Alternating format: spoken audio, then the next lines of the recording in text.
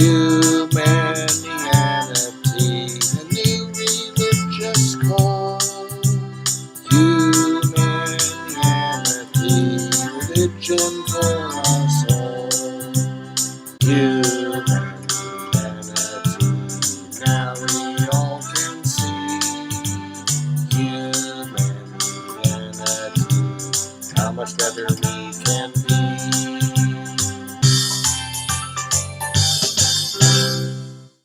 Hi, I'm Bill Van Fleet, and this is Humanianity Conversation number 16, recorded on March 22nd, 2019. It is the 8th recorded conversation with my friend Mike. After some general discussion not included here, at Mike's request, we reviewed the concept of rationality and its relationship to ethics. The discussion turned out to provide a pretty comprehensive and somewhat detailed view of this area of thought, and then focused on the manifestations of ethics in our personal lives and on the optimal ways of relating to people in difficult, especially anger-containing situations.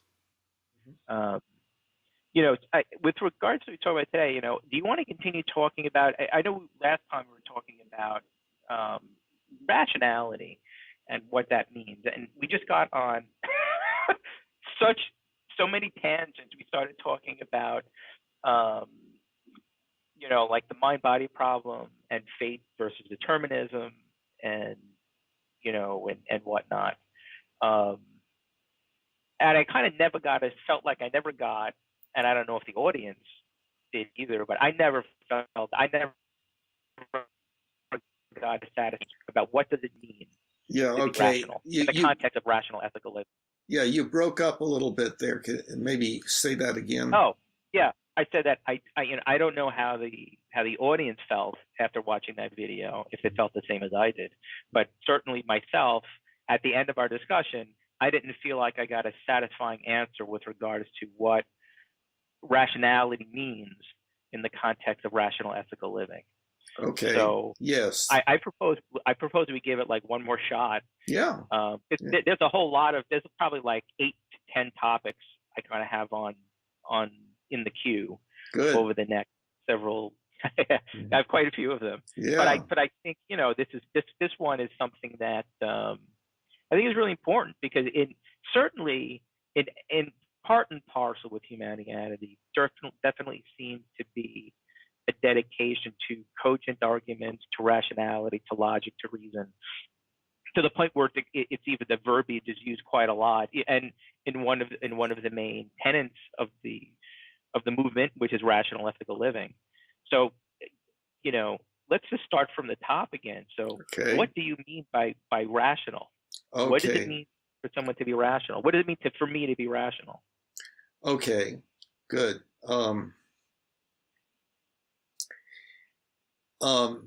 In the first place, rationality,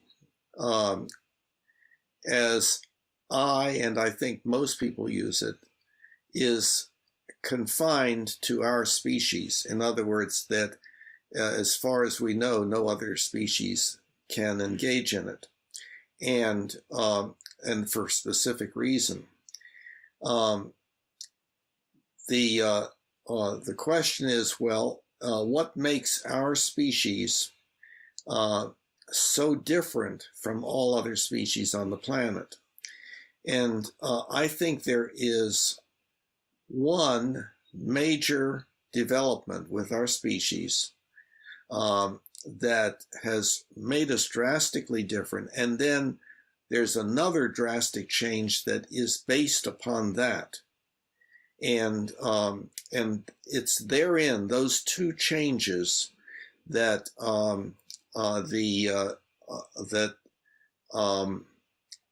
the term rationality applies to. Okay, first change was the development of the essentially infinite ability to make use of symbolic language. In other words, to make use of symbols and the rules of syntax, so that that makes it possible for you and I to be having a discussion of this sort. No other species can. And in fact, now chimpanzees can be taught sign language, which is actually the use of symbols and the rules of syntax to some extent. But of course, they can't do it verbally. That's using their extremities and so on. Okay, so what has happened is two major things by virtue of this development of this amazing capacity to have to construct symbols and put them in sentences or propositions. What that enables, as I see it, the two things are highly intensive empathy and extremely effective cooperation. Mm-hmm. Why the empathy? Essentially because I can tell you what it's like to be me. Through language. Through language, yes. Through the language. I can tell you, I use this example, I can tell you what I was thinking about yesterday, doing tomorrow, and how I feel about it, and what I think you may be thinking about how I feel about it. Right. You can tell me the terrible time that you're going through, about what happened in the previous days or weeks and so forth, and the conflicts that are in you. And I can do the same thing within, for me. We can understand each other. So that means we can have this much increased empathy for each other. We know that we can look at a person and not have any particular impression about what's going on in their inner life, only to find out the next day that they killed themselves, and so on. And then highly effective cooperation is because we can give each other instructions in minute detail as to how to do things in situations that we've not yet even been in. So, we'll go to this place and then when such and such happens, do such and so forth. And that means that people can take on roles. They can agree to do things in a particular way. Mm-hmm. Well, of course, what we do is based upon our motivational states. And we, like other hominids, have certain basic motivational states: joy, anger, fear, sadness, hunger, thirst, the need to urinate and defecate, sexual urge, the wish to play, the wish to show off, the wish to look down upon another person, the wish to make another person look up to us or to like us, etc., etc., etc. We have these motivational states, and they urge us to do things. They urge us to do things by virtue of what we believe. Like, I want, as a simplified example, I have hunger. I want to eat. Well, I have the belief that if I go in the kitchen and open the cabinet, there will be such and such there that I can take out and prepare and eat. And if that belief is accurate, then indeed my wish to make the hunger go away, my wish to eat, is gratified. If, however, my belief is inaccurate, then I can make a mistake. And what I thought was going to happen turns out to be something else. Now, it could be better, but usually it's worse, because usually we anticipate the best possible outcome of what we're doing that where we're predicting that that is the outcome and that outcome is what we want. Okay, so in other words, even though we have developed this symbolic language, we're still on the same footing as other species who have beliefs about what will happen if I leap from this branch to that branch, or if I don't be quiet while that other animal is going by, or whatever it might be, or if I groom this other individual will do the same with me, and so forth. The different beliefs about things. So so we can have, in the first place, motivational states that lead us to do things that we later can say, you know, what I did produced awful results, and I should really not have acted on that feeling. So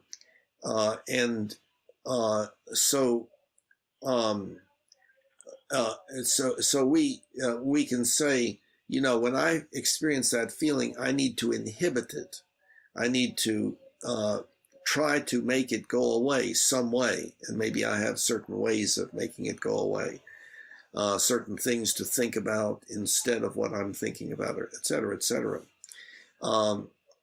So we can modify our motivational states, and also we can modify our beliefs that these motivational states are channeled through.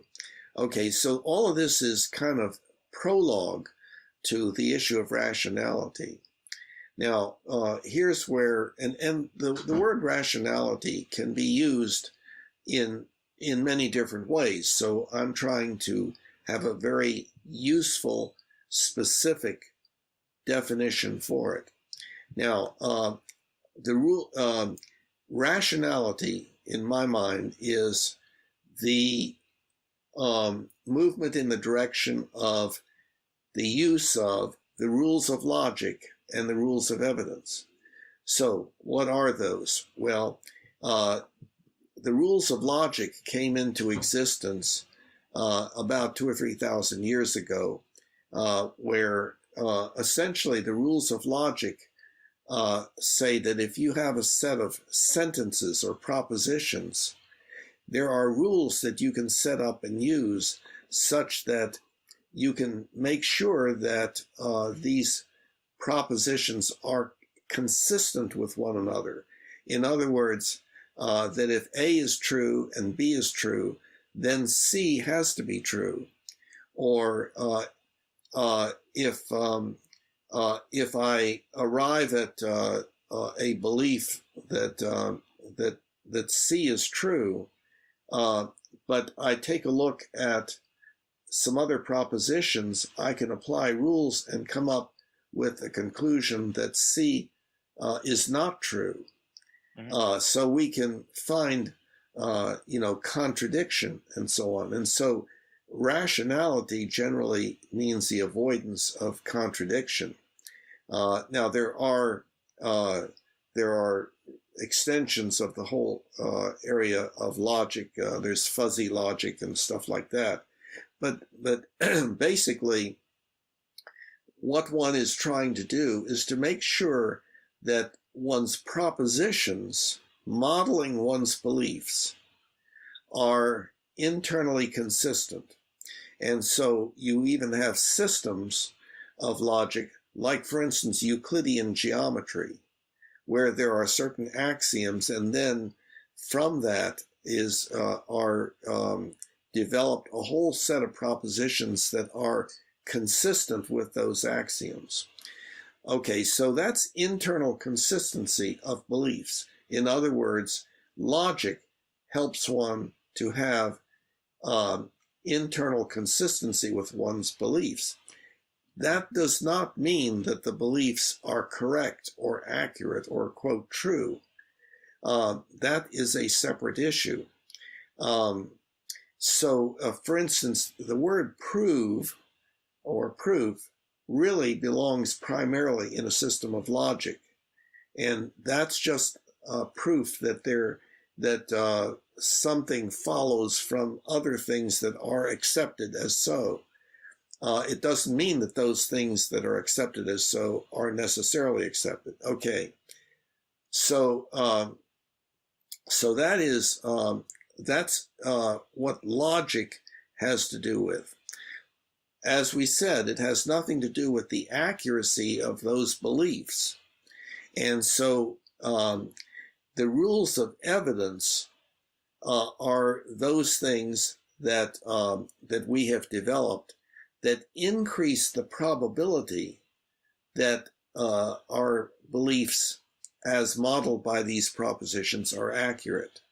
And the epitome of that is what is placed under the heading of, quote, the scientific method, which does incorporate logic, but it adds to this the methods of arriving at highly accurate beliefs. And that has been extremely successful because here we've had this second exponential change, the first one having been language, the second exponential change being our science and technology.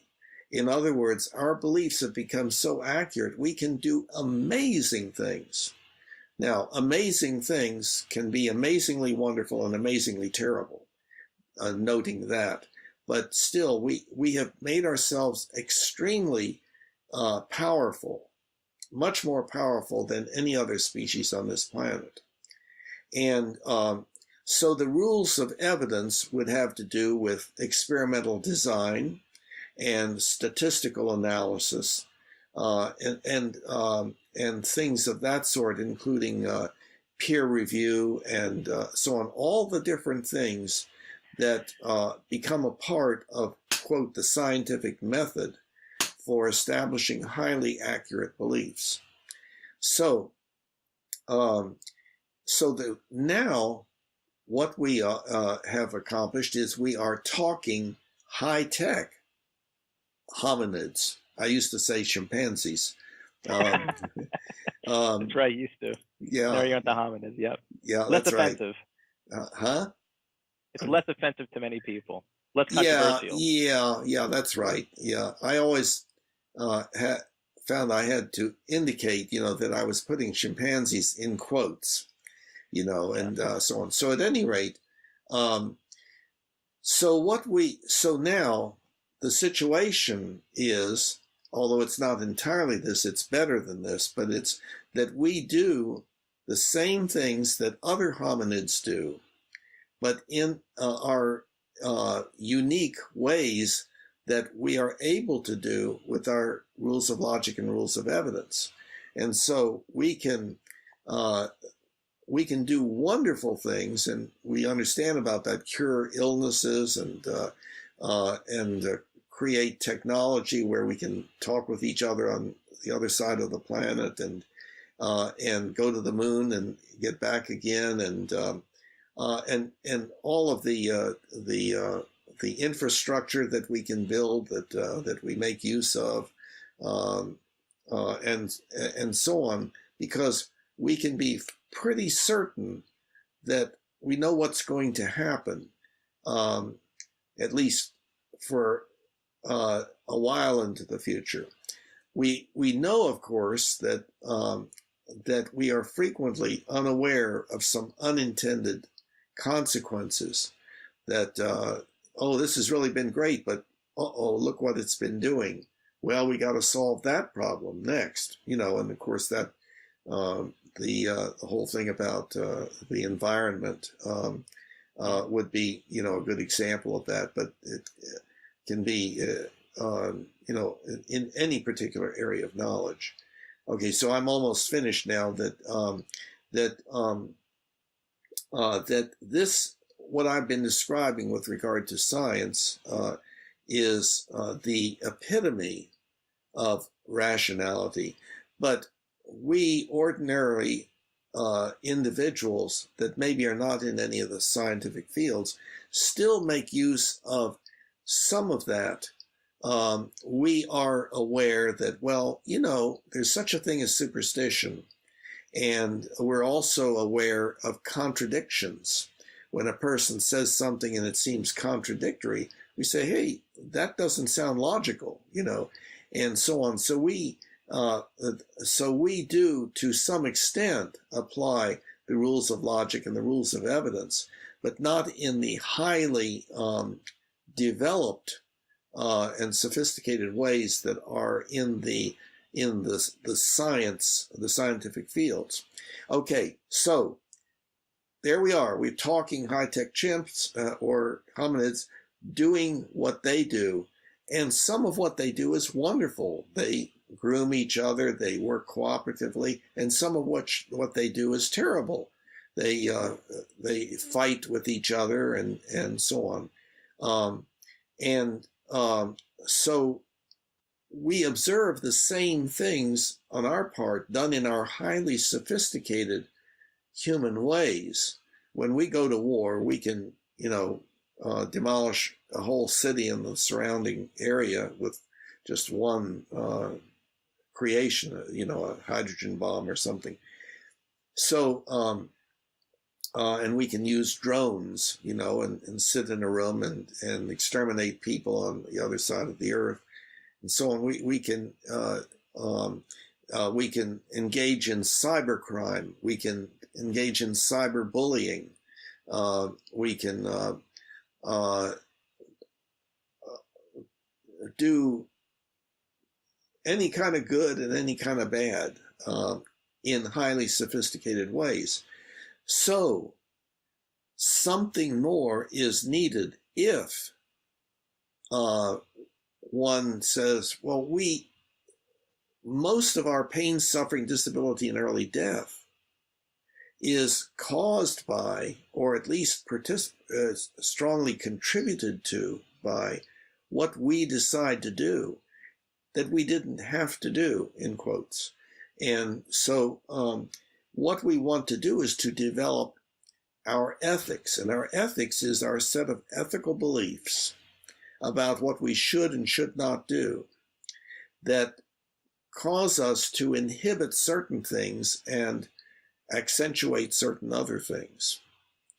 And so that's where we have our ethical principles and our ethical rules of conduct that cause us to stop and think if we're about to act in a way that is not consistent with those principles or rules of conduct.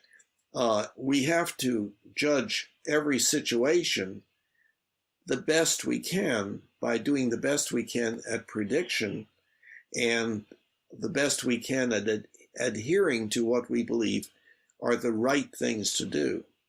Well, we have not worked out that ethics very much at all. Our religions have been our efforts to do that. They are highly conflictual. They are authoritarian. They're based upon the idea of obedience to the most powerful, and so on. And so there's so much more to be said about that.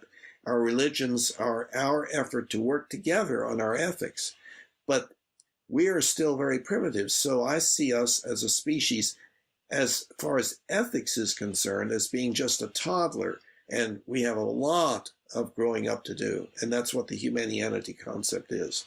That's it. Right. No, I understand. So I definitely understand the close relationship you're making between rationality and ethics, in the sense that in the context of behavior, ethical principles will guide your behavior. One of the things that really stuck out for me, though, in what you were saying before, just going back to rationality for a moment, was this idea, and like, what I'm about to say is, it's like almost axiomatic. It's like, well, of course, but I don't think a lot of people see it. I think what a lot of people think about rationality is think about rational behaviors. Like it's kind of irrational for you to want to lose weight and overeat. It's irrational for you to live a long time and not exercise. It's behavioral oriented. But I think what you're focusing in on here is that you're characterizing rationality. I would imagine in more of its real definition, which is in the context of beliefs. So what you're saying is you're viewing rationality as whether or not your set of beliefs are internally consistent. So therefore, if you are behaving in an irrational way, you're having beliefs that are contradicting each other. Is that what you're kind of saying? So you always, when you ever use the word rationality, you're talking in the context of beliefs a lot, and less so in behaviors. Okay.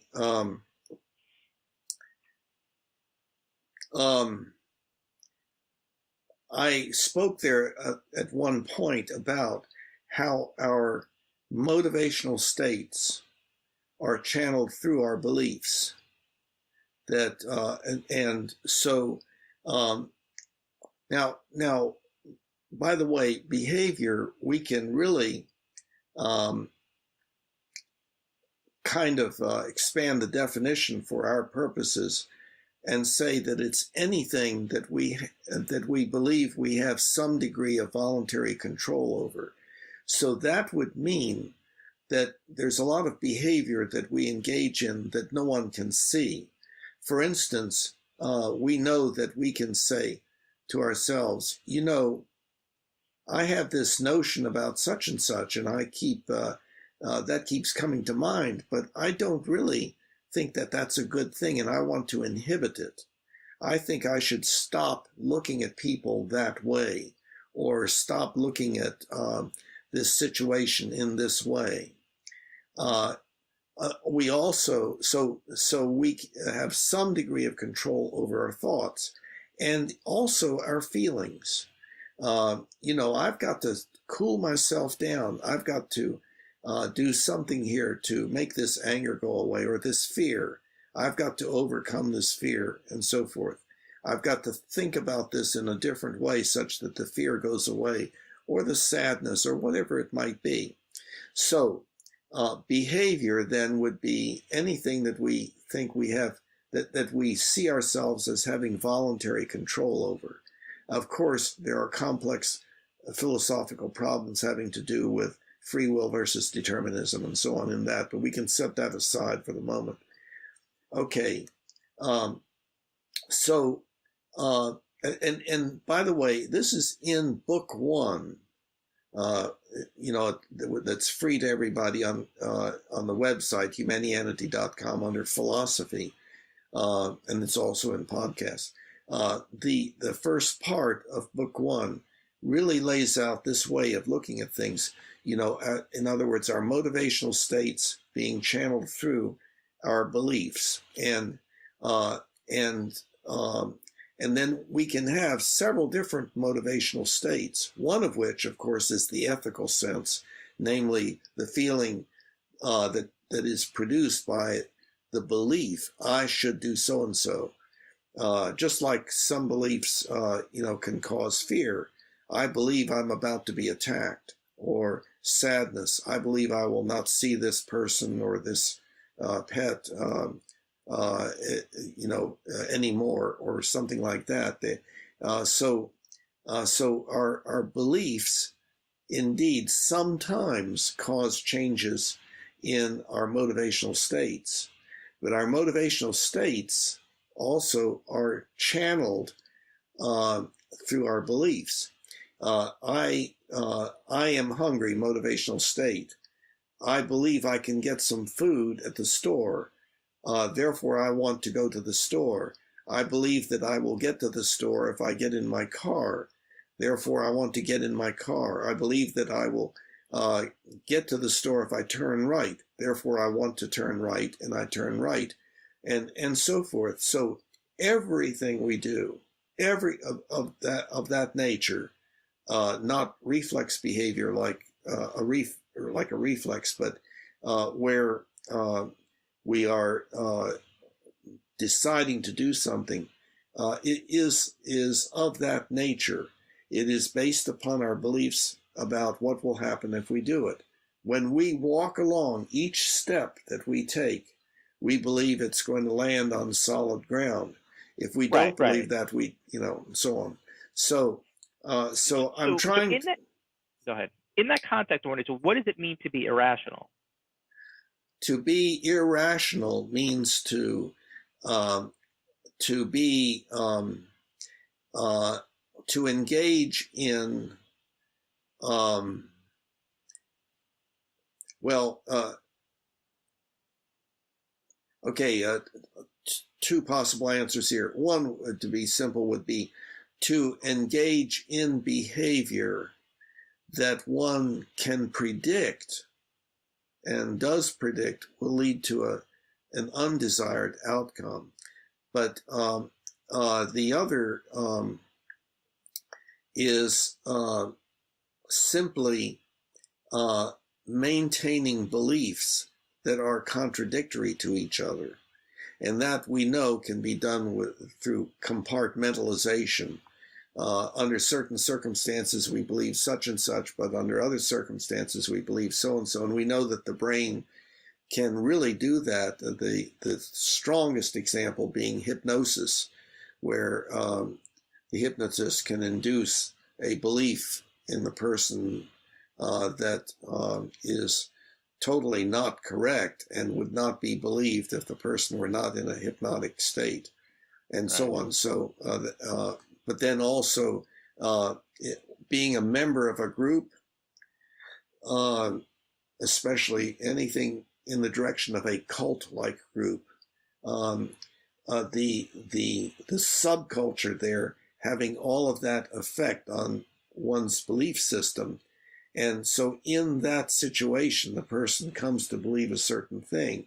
And then we know that that can persist, and the person can be, quote, deprogrammed later, helped to, to have that belief system changed to one that now the person says, yes, that's much more rational than what I was believing there.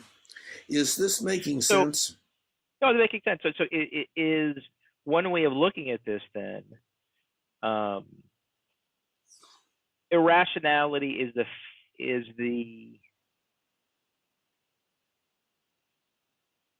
I'm going to use this word failure. But so is irrationality the failure of someone to, or let me take that back. Is irrationality the willingness of somebody to follow whatever motivational state arises in them? I mean, is that almost seems like, if you kind of distill it down, what's happening in every one of these instances with regards to contradictory beliefs or actions and behavior that cause suffering, is that the person at the end of the day is not providing any pushback, is not trying to contain or direct these motivational states that they have. Is that a fair statement? Well, there are two domains to think about, one having to do with ethics and one not having to do with ethics. But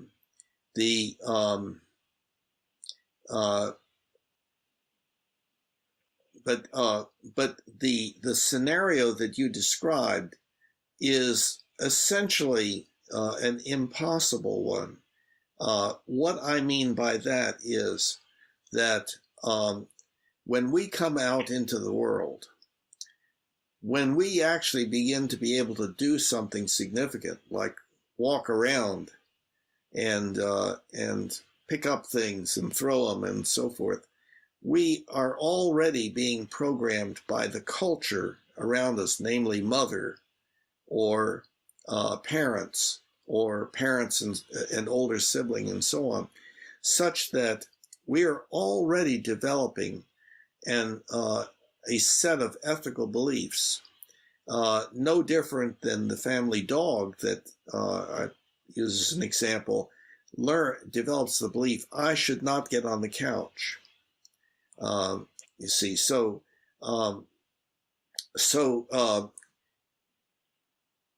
what happens is that what happens is that we usually have multiple motivations um, at the same time, like wanting to be approved of and also wanting to have that object, and which has been assigned to my sibling. And Right. Which I'm not so, supposed to have.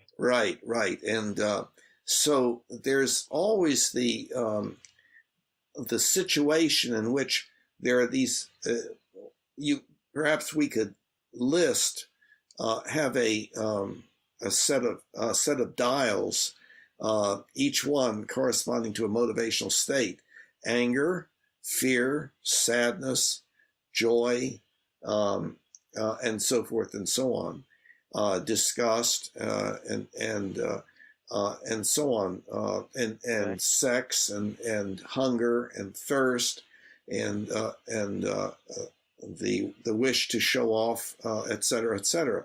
So so at any time the dials are set differently. Um, there's a different profile of motivational states active at that time.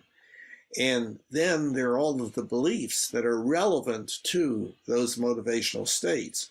So it's a really complex situation going on. Now, a lot of the time, there are only maybe one or two or three motivational states that are active to any significant extent, that the dials are turned up there. And then there's the question as to what beliefs get activated by those motivational states. And some of that, of course, has to do with practice, like, I've learned that when I hear that sound, I've got to be real quiet, or something like that. And of course, one of those dials is the ethical sense, which is actually a complex kind of conditioned set of feelings, positive or negative, that are related to the ethical belief about what I am contemplating doing. So, So in that sense, okay. what you're saying is you really can't separate rationality and ethics, that they're combined, because you're almost saying that the outcome of a motivational state, in addition to how the dial is set, is also that your belief system about what's going to happen, but it's the idea of what should be done, which is your ethics, which is why I'm always hearing you. Usually you bring ethics back into the picture whenever we're talking about rationality. I see what you're saying. Yeah, well, again, the purpose of rationality is to avoid making mistakes, or to be able to do things, because what one is looking for is not only internally consistent beliefs, but beliefs that are accurate. And if the beliefs are accurate, then acting according to them will most likely result in what one was predicting would occur.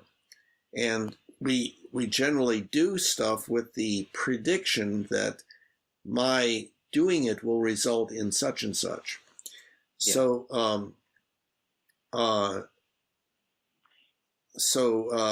let me see. Now your question was, I think I slightly lost it. Well, it was not so a question as much as an observation that it seems you can't really talk about rationality without talking about ethics in some way, because in addition to your foundational motivational states and which are channeled through your belief system, it's also channeled through this idea, before the behavior manifests itself, is what should I do? So there's this motivational state that goes through the belief system, which then goes through this idea of what I should do and I shouldn't do, which then finally gets manifested in the behavior. So, which is why I observed that in a lot of the conversation, whenever you start talking about rationality, eventually there's always this talk about ethics that come into play. And for me, that was the reason that kept happening, that ethics always came into play, was unclear. It was confusing me. It's like, well, we're talking about rationality. Why is ethics coming into the picture? But I can understand now in the framework you're setting up for understanding rationality in the context of behaviors, that, in addition to this belief system, there's also this filter it goes through, which is what I should and shouldn't do, which is ethically informed. It is one of those things going on. One can be having hunger, and then and that makes one want to eat this thing, but one has an ethical belief, I should not eat that thing because it's not good for me, or something like that.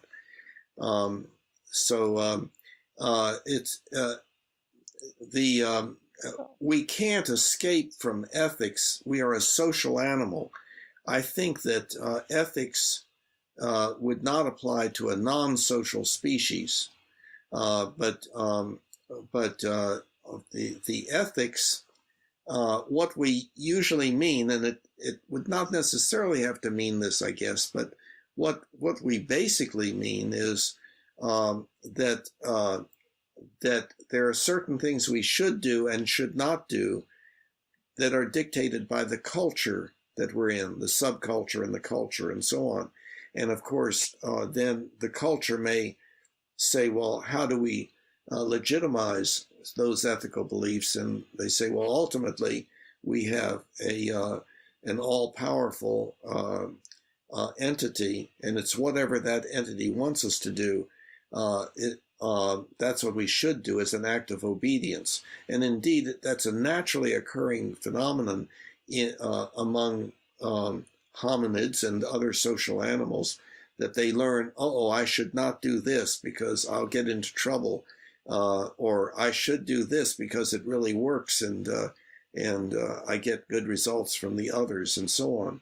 So I'm seeing ethics as primarily this cultural modification of what would otherwise occur.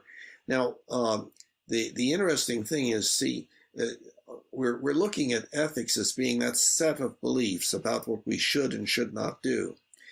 Well, that's a little bit problematic, because the word should implies something that may not be outwardly said, but is indeed implied, and that is in order to. I should do this in order to do such and such. Now, for instance, as an example, in order to get to the store, I should turn right. Well, right. Well, that's implicit, right? I mean, can you have a behavior without a should or shouldn't? Okay. So if I want to get to the store, I should, even if it's unconscious and not necessarily in the context of some kind of social good. I mean, there's always this idea of should or shouldn't.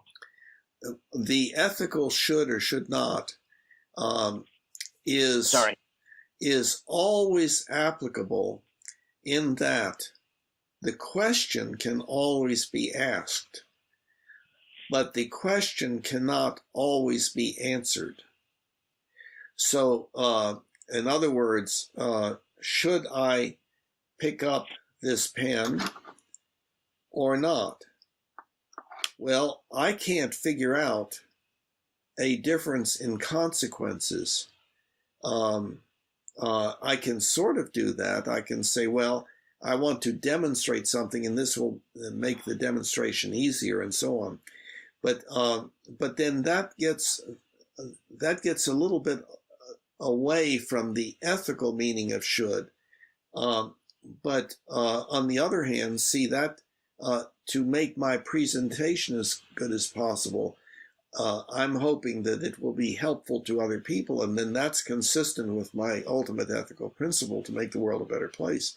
See, so one could always ask the question, but it is not at all unusual for there to be no answer. Yeah. Hang on 1 second. I got an alarm I got to take care of. Hold on. Sure. Okay. 1 minute. Okay. Okay. Sorry about that.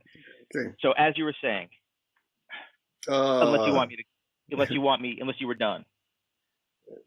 Actually, I don't recall. Sorry about that.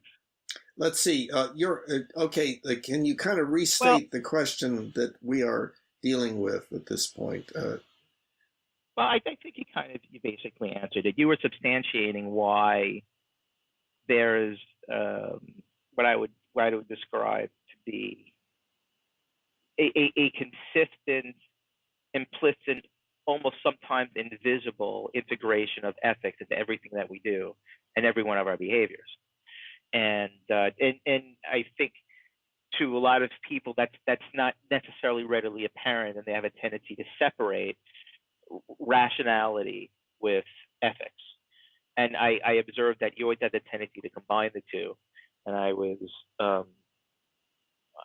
proposing why that was, and you were kind of confirming it. But my follow-up question now is, well, let me just underline here. Yeah, our behavior is always being influenced by ethical beliefs about what we should and should not do, the way we walk and talk, what we wear,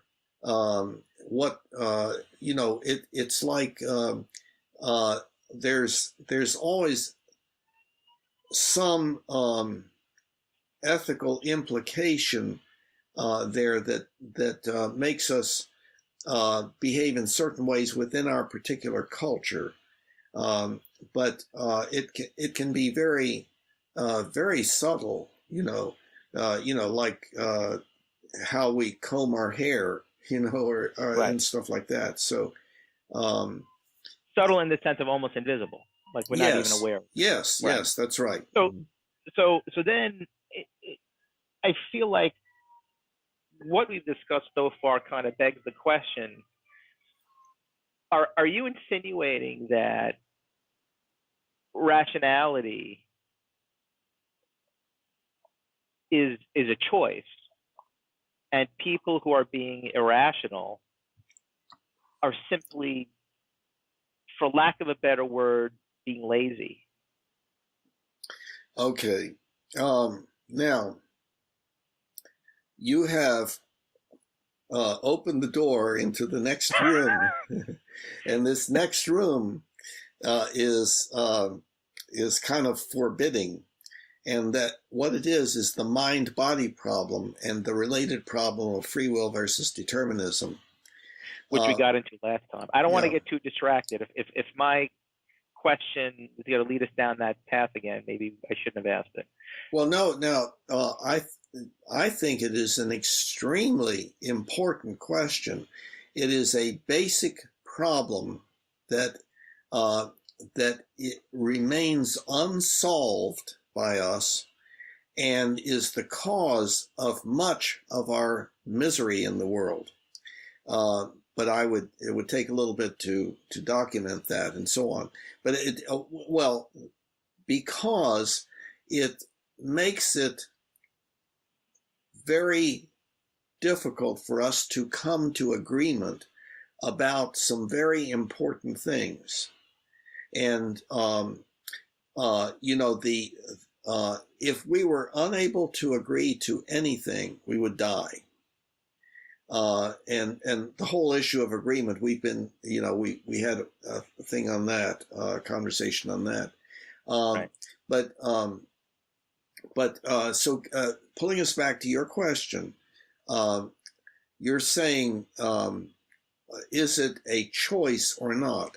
Well, the problem there is that you have an option of using the free will approach or the deterministic approach, and those are associated with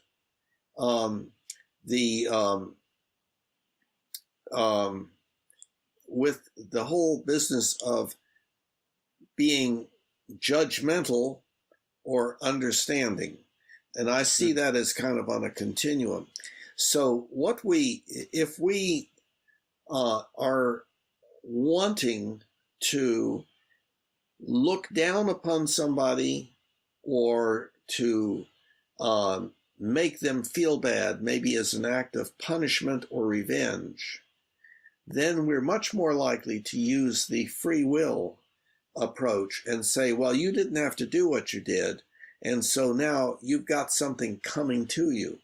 On the other hand, if you take a deterministic approach, well, let's take Hitler. I sometimes take him, and I make the alarming statement that I feel sorry for him. And the reason being, using an understanding approach, when he was a toddler, he did not decide, I want to grow up and be the most horrible person that I can be and destroy as many lives as possible and so on. His life experience molded him into that kind of an individual, including the life experience of how others were reacting to him as he expressed his ideas. And so they supported him. It was also his reaction to how he was treated, which might be genetic. Yeah, genetic and epigenetic and early environment and later environment and current environment, all of that. What he did, if you take a deterministic approach, all of that was he was manifesting the rules by which the universe works according to the scientific model of the universe, the objective model, the epitome of the objective model, and that is that everything in the universe works according to certain laws, and whatever happens, it could not have been different. But then we don't operate on that basis, and it would be unhealthy for us to do so. So we say, especially with regard to ourselves, well, I have the choice of doing this or that. Anybody could say at any time, well, yeah, you chose such and such, but that's what you were going to do anyway. What's the evidence against that? There can't be any evidence against it, and so on. So it's an option to use the free will or the deterministic approach, and it depends upon what we want to do with it. And so again, if for many of us, we really feel strongly motivated to engage in judgmentalism. We believe it is the right thing to do. On the other hand, some people are pretty strongly motivated to be as understanding as possible and to not respond with anger to really harmful behavior on the part of others, not to do nothing about it, but to recognize that that person who did the bad thing is just as much a victim as his or her victims were, that we hominids have great difficulty living an ideal, optimal life. And I believe that we could do far better than we do currently as a species over on this planet. And the reason for that, the evidence for that, is we see marked difference between people. Some people are, we can look at them and say they are unusually good people, and other people we can look at and say, that's really awful what they do. That's I'm glad I'm not that way, and so forth. And so we can take a look at some individuals and say, if we could be more like that, if everybody could be more like that, how much better life would be. But that's kind of the bell-shaped curve, idea that some people are indeed have an ethics that leads to them having a very favorable impact upon the world around them. And other people have an ethics or lack thereof that results in them having a rather negative effect on themselves and the world around or the world around them. Yeah. See, when you were talking about understanding versus critical and understanding versus more of a punishment perspective, I could definitely understand that dichotomy, which I don't think it's false, it's true. But I also think there's another spectrum, another dichotomy that exists between the two, free will versus determinism, besides judgmental and permissive. And well, I guess it is. Well, wait, not permissive, not permissive. I was about to say that's what that understanding. But my point, the point that I was going to make was one of the ways of looking at it is, is permissive. So if you take a lot of people take the idea that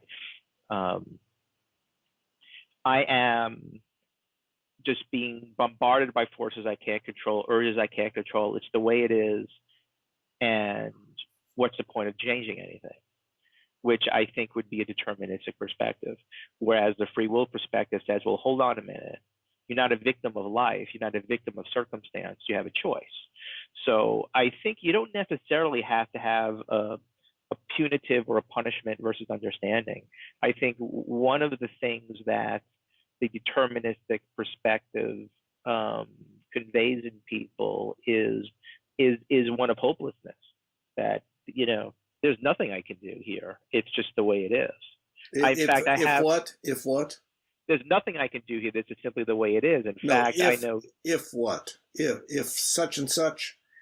No matter what the context is. As an example, a person that used to work with me is, hundreds of pounds overweight. He's always been that way.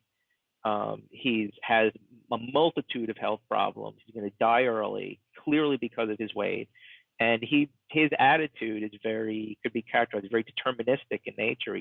And he uses it as an excuse to not change. He basically says, well, if this is the way it is, this is just the way it is. And the if is his weight. So it's like he has these motivational states. He can't control them. It's the way it is. It's genetics. It's culture. It's blah, blah, blah, blah, blah. It's the way the world and reality has been built around him. There's nothing I can do about it. So I might as well just accept the fact that I'm going to die early and be okay with it. Mm-hmm. So I also think a deterministic state is the core of a lot of people's behavior, which could also be said, I guess, maybe irrational, to continue on a course of action that is ultimately destructive. Yes, and my current what I consider to be best idea about that is that that what works best is for one to regard oneself as having free will and to relate to others as if their behavior is determined by what happens and so forth. So to take a free will approach with regard to oneself, it is assuming maximum responsibility for self. In other words, it's probably going to be beneficial to me to say, I can make a choice as to what kind of person I want to be. And I can do that which will increase the likelihood of living longer and more fruitfully and in a way to make the world a better place. That's a way of regarding myself. It's an option. Right. But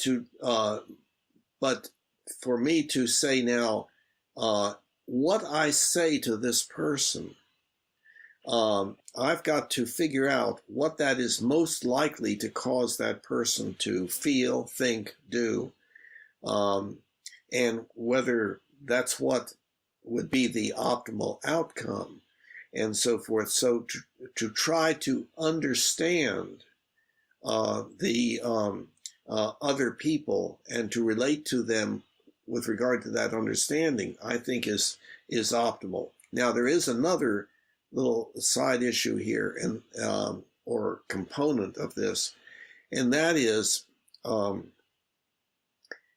one can take an understanding view of the self with regard to the mistakes that one makes, as opposed to being highly judgmental. The extreme of highly judgmental would be, I am such a horrible person, I need to get rid of myself, or something like that. And I don't see that as a good application of the free will kind of thing. I think that to have that understanding of oneself, that, well, I try to do the best that I can, and I make mistakes, because we all make mistakes, and we all have influences that on us that we're not fully aware of, and that cause us to do things that are not as optimal. That has a beneficial effect on oneself. As a kind of a side issue, one of the complaints that people that you and I know have about some of the religions is that they very much are along those lines. In other words, you are a sinner. You were automatically a sinner just by being born, and a sinner is somebody who has been disobedient to the power that is, and so forth, or something along those lines. That is probably detrimental to the life of an individual, especially a child.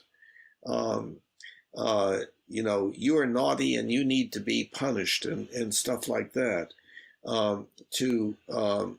To see a child or each other as being, quote, sinners, in other words, having an inherent evil or badness, I think many people say is not healthy, is not good for us, does not promote a good life. And so some people are drastically against Judeo-Christianity because it is of that nature. And I think, by the way, that Judeo-Christianity is moving in a positive direction, getting away from that a large number of people within Judeo-Christianity no longer believe that they are very likely to be burned alive for all eternity because they weren't adequately obedient or didn't say the right thing or whatever. So people are talking more and more about an all-loving God, and so on. So I think that is a progression in a positive direction.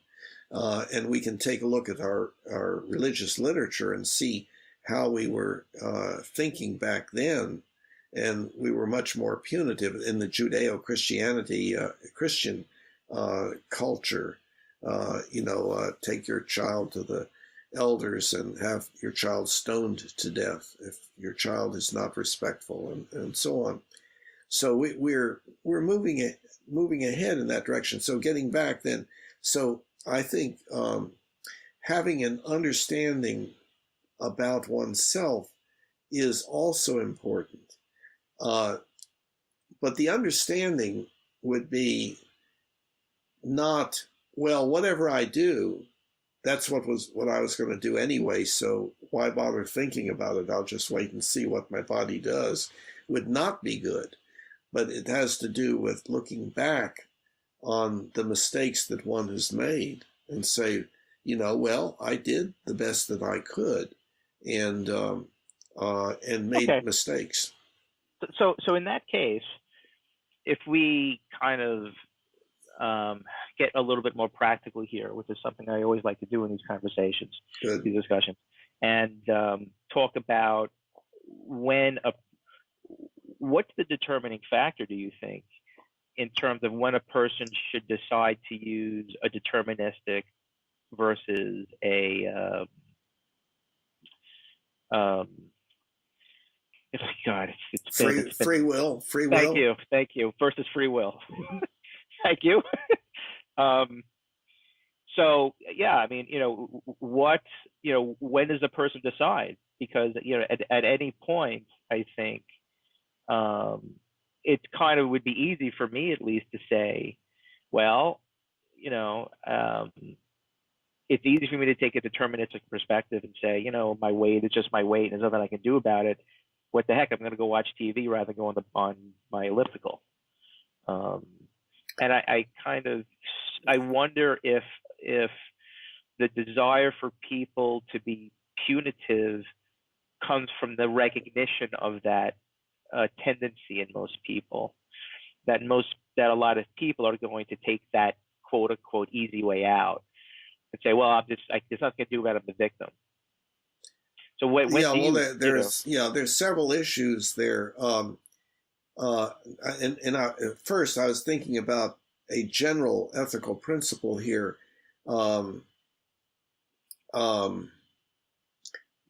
It would be something like, be as understanding as possible of other people and of oneself in the past, but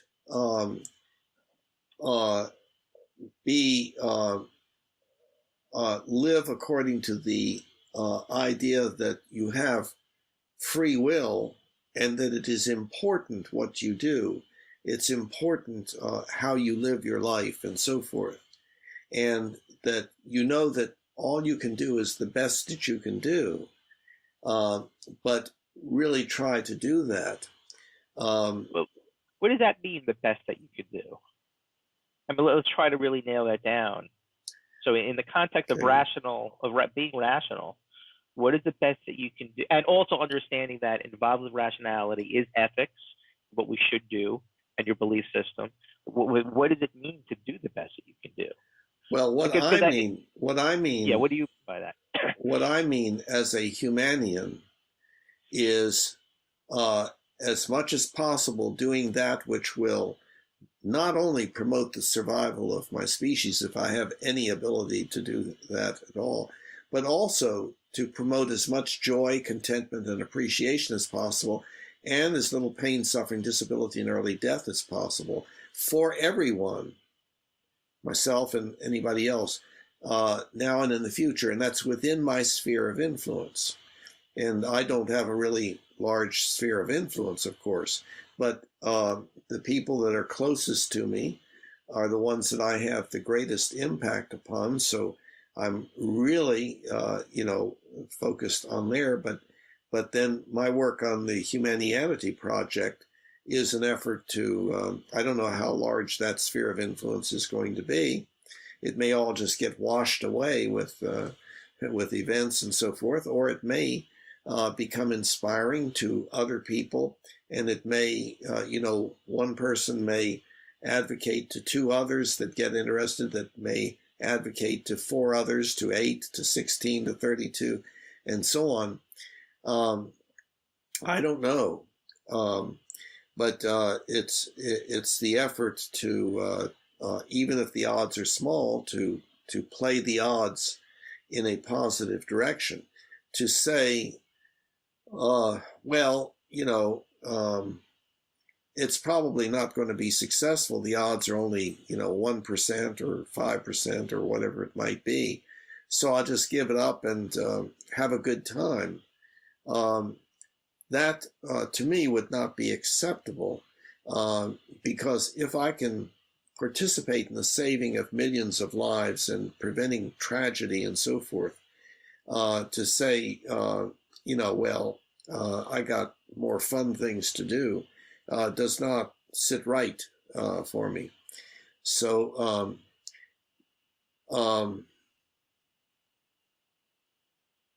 let's see. Okay. What is the primary question? Is it answered at this point, or is it still there? Oh, I think it is. No, I think it's answered.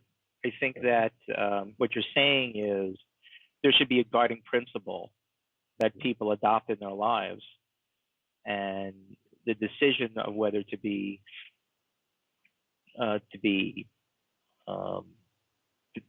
take the deterministic perspective versus the free will perspective is based on which perspective increases the likelihood of you accomplishing that primary, ethical idea, which is in your case is clearly the Humanianity ultimate ethical principle, Mm-hmm. which is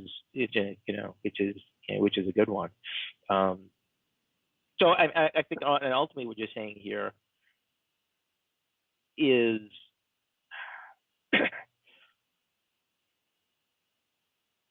it seems like you take the perspective of you have a tendency to take the free will perspective, because even in when you're talking about that there's a choice you have of adopting whether you take a deterministic or free will perspective. So even that is being understood for you in the context of that. Yeah, I mean, I certainly,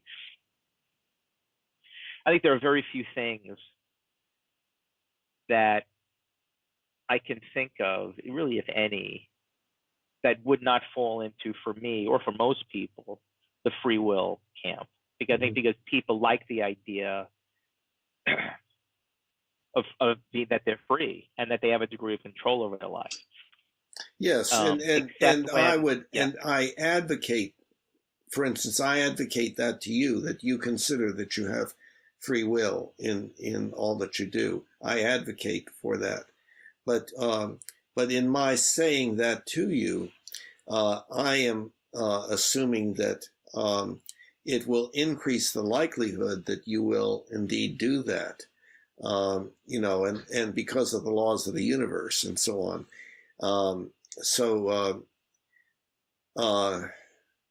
Okay.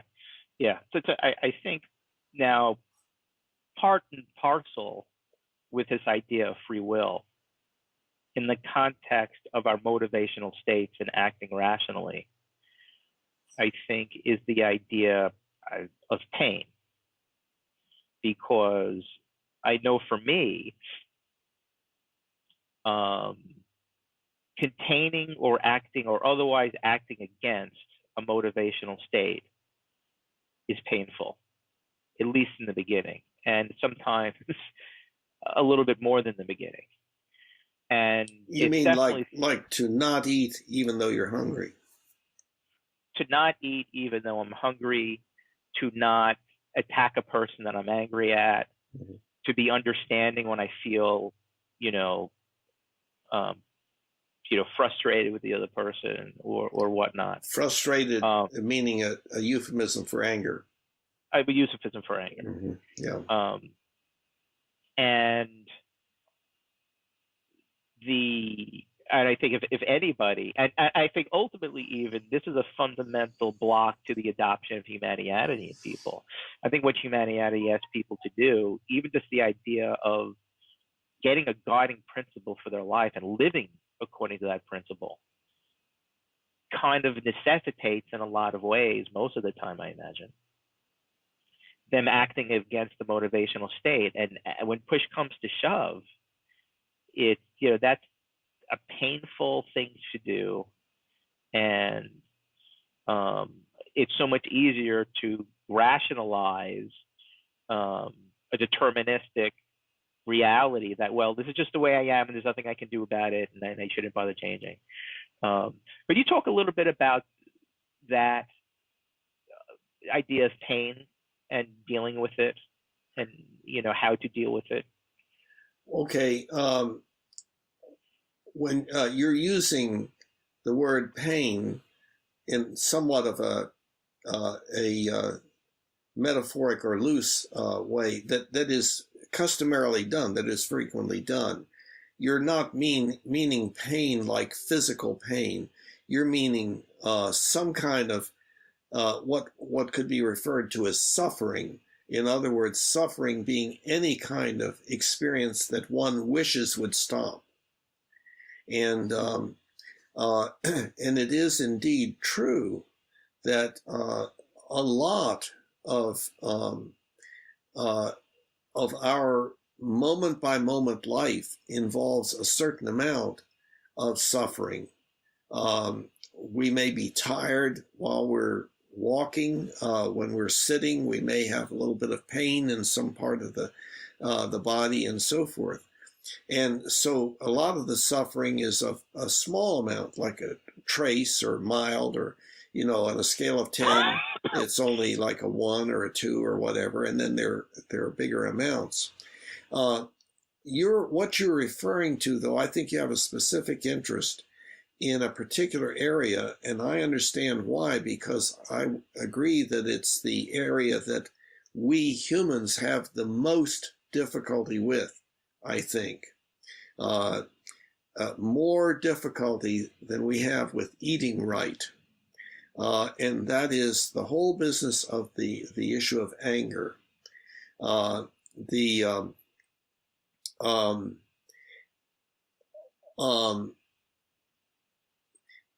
We have built into us the capacity for anger as a very important motivational state. And we have built into us certain phenomena that make use of that anger. The struggle for dominance that is a part of our social hierarchy nature. The tendency to struggle for dominance, the tendency to fight. We have an enormous love of, in quotes, of fighting. Much of our entertainment is some form of fighting by the rules, by certain rules. And it can be overt, like one person slamming another down on the, in the ring, and or hitting the other person, or with their heel, or whatever it might be, to things that are much more controlled, usually, like football or soccer or something like that. So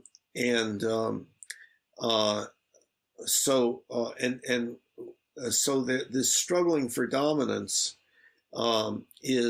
manifests itself in many ways. It is involved in much conversation. When people engage in conversation, they very frequently have a sensitivity to whether the other person, what the other person is actually doing by virtue of what they are saying.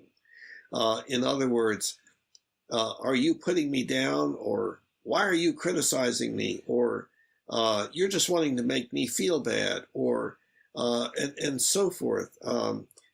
And there is very frequent relationship breakdown that occurs, that people sometimes can maintain a relationship that is relatively free of anger over long periods of time. But we know that there's, like, if we're thinking about, like, male, female, husband, wife, or primary significant other, whatever the sexes are, relationship, people having a high intensity of interaction with each other. It is very frequent that those relationships break down, and they break down in the manner that I've described in the chapter in Book 1 on rational ethical anger prevention. So each episode of anger, however it ends up, gets put on a pile, and the pile gets higher and higher. And what that means is that when a new episode occurs, it tends to not only produce anger that may be understandable in response to what the other person has done, but also produces anger from the past. In other words, that's added to the anger, so the anger is much greater. So one person will do something that anybody else would think was really quite mild, and the person may respond with rage. There you go again, kind of thing. Mm-hmm. And so as that happens, it finally means that the people cannot interact with each other in one way after another, and the relationship breaks down. They can only talk about certain things. They can't talk about things from the past, especially, or certain issues remain off the table. Well, we just have to agree to disagree. Talking about it will be unproductive, and so on. And so it drives people apart. Anger is one of our worst problems, and therefore our ethics, we should indeed develop ethics, ethical principles and rules of conduct that help us to minimize the anger. And that's what the anger prevention paradigm is, that's in book 1 in the Rational Ethical Anger Prevention chapter. So you're talking about something that is highly significant. And of course, we don't have to look at just primary significant other individuals. We can also look at hierarchical, like parent-child and employer-employee, and so forth, leader and follower. Right. I just want to make the clarity just for the audience that you're characterizing anger as another motivational state, and the one that I used it was hunger. One I could use would be hunger, and the pain that's associated with not giving into our motivational state, the pain of and the suffering involved of me choosing, not to have the donut or whatever it is because I want to live longer and healthier, and for you, the pain of not acting on our anger for the benefit of our marriage. Just wanted to make sure that was clear. Yeah. Okay. So that's right. So any motivational state is a motive to do something, and to not do it, there's a certain amount of discomfort. Why not? I want to do it, kind of thing. There may be multiple reasons for not doing it, and so on, and it may be a relatively mild discomfort. I can stand this hunger, and so on. In the case of the anger, it has to do with, in part, I think, the perceived significance of, let's say one has anger, the internal perceived significance of not expressing that anger by engaging in hostile behavior toward the other. And so there can be discomfort, like if the other says, you're an SOB, or behaves in whatever hostile way, then for one to not respond back and go one better can feel bad in the first place. It can make the person worry about being regarded by others, by this other individual or any others, as a, quote, pussy, or, so, and so on. Yeah. And then also it's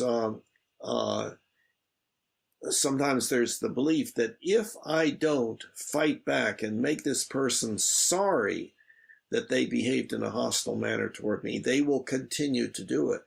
So I have to demonstrate, I have to drive them into submission and make them stop doing it by being even more hostile to them than they were to me, or more painful to them than they were to me. And so it's that struggle for dominance kind of thing that we're faced with. And I was about to say a little bit earlier that we're talking about primary significant other relationships and similar kinds of things, and friends and so forth, but also internationally and all over this planet. There's this idea, that there's a standoff where, okay, you do that to me, then I'm going to do this to you, and I'll make sure that you're sorry that you did that to me. And so I'll impose tariffs on you, and I'll lob a few missiles over, or whatever it might be. It is, again, this struggle for dominance that can occur at all levels of social organization. And it is, like I was saying, I think it's our biggest problem. And the reason that we're doing it at all levels of social organization is because it's built into us as hominids. And I think it's important for us to understand that, to understand what we're dealing with, because the understanding of what we're dealing with can get us, can free us up to some extent from the automatic participation in struggles for dominance that have no good outcome ultimately. That I would say it would be highly unusual for there to be a good outcome. The odds are very much against a good outcome for a struggle for dominance if one participates in it. Right. So yeah, so it sounds like the idea you're promoting is grin and bear it. So there is some kind of degree of suffering. No, so it's not. So what is it? No, grin and bear it is a terminology, a phraseology that is most associated with the act of submission. So the question is, and that's not the way I meant it. What I meant by it was, let me use a different phrase. So it sounds like, what you're advocating is that experiencing a degree of suffering when you're acting against a motivational state is just part of the reality of how we're built, and for the benefit, we have to just go through that and experience that pain and deal with it as best we can. So that's what they're saying. There's no way around it. It's something that has to be accepted as a cost, quote unquote, if you want to, I guess, become more rationally ethical and live your life according to a value system. Yes, what I was responding to, again, was like the grin and bear it. I understand what you're saying, but what I think it would imply to most people is you get slapped and you just grin and bear it. When anger is present, when a situation is present like that, it is very, very important to do something. But there are options as to what to do, and to, quote, fight back and to participate in the struggle for dominance is only one of those options. Now, in the Rational Ethical Anger Prevention chapter, I talk about the main road is indeed struggle for dominance. When anger arises in a relationship on the part of one person toward the other, the naturally occurring thing, the main road, is a struggle for dominance. But there is a path off into the woods with a lot of fog and so on, because that means that people don't know how to take that path very easily. And that is what to do instead. And that would be the engagement in behavior designed to solve the situation that was producing the anger, the optimal approach that would result in the anger subsiding and going away, and there being a good outcome at the end of that. Not always possible, certainly, not always possible, but I would say always something to be attempted. And but now the grin and bear it. The grin usually refers to kind of an artificial smile. I'm not enjoying this. I'm not enjoying it, but I will smile to kind of tolerate what I'm feeling and so on. That is, of course, less than optimal. So taking an understanding approach is helpful at that point, because that can indeed make the anger go away. And of course, that one part of that involves a recognition. Well, I may not see it, but I could have made a mistake. And if I've made a mistake, I want to know what that mistake is. And then that would be internal, and then external. Well, help me to understand more of why you are reacting in this way. I don't understand. I must have maybe slipped up, but I don't see it yet. Tell me more about how you see this. And so that's just one part of the open listening attitude that is principle number 2. One should maintain within oneself and reassure the other that one has the open listening attitude. That's principle number 2. Principle number 1 is don't be hostile. And then there are other principles to follow and so forth. So, and all of that's in book 1 in that chapter. Right. And the idea is by adopting those principles, it will kind of increase the chances not only of somebody acting rationally and preventing anger, but and negative outcomes that come with it. But it sounds like it'll also help the person to reduce the amount of suffering that they're going to go through by trying to just contain the anger. Right. It doesn't sound like you're trying to deny or contain it. You're acknowledging it, you're feeling it, but you're acting on it differently. Right. So just containing it is not the optimal thing. There's a lot more to be done, and that's why grin and bear it to me seemed like an oversimplification. Right, in the way you understood it. Absolutely, yeah. That's absolutely the case. Mm-hmm. Absolutely the case. So on that note, I think we've had a really good exploration of rationality. In fact, I think we're kind of under time. Usually we spend a couple hours on that. So I can't think of anything else to talk about. I think I started this discussion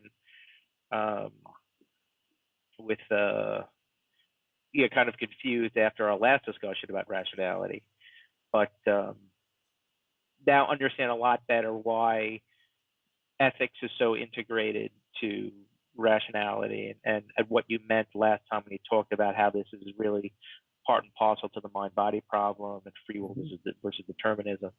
So I'm hoping the next time we talk, I think maybe we could start with the next part, which of the rational ethical living, which is the ethical part of it, and we could have a kind of start a discussion on ethics and ethical living and just what that means, which we started talking a little bit about today in the context of rationality. So sound good?